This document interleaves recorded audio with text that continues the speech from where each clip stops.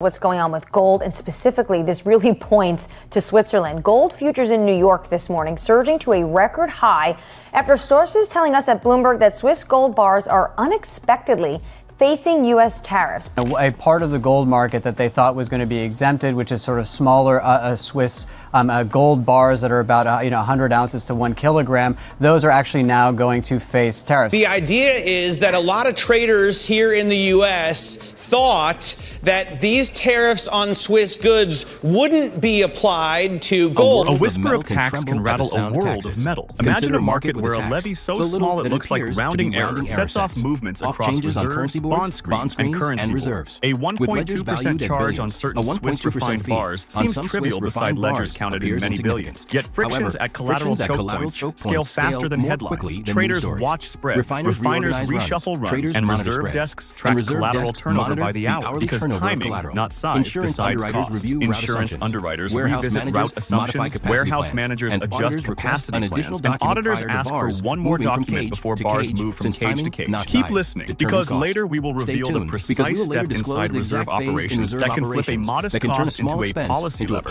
bending the path of bond yields and the dollar index while a deficit plan tries to hold its shape. In a system tuned for steady rhythm, even a brief pause at a choke point becomes a price on time. Before we begin, make sure to hit the like button. It helps us beat the YouTube algorithm. Set slogans aside and follow the plumbing. We map a neutral scenario where a narrowly framed transaction levy interacts with origin transparency rules, customs protocols, and standing swap arrangements that move metal between private vaults and public balance sheets. The aim is clarity and balance. Trace how paperwork choices, routing, and insurance terms become prices that households and firms quietly pay, often months after the policy is announced.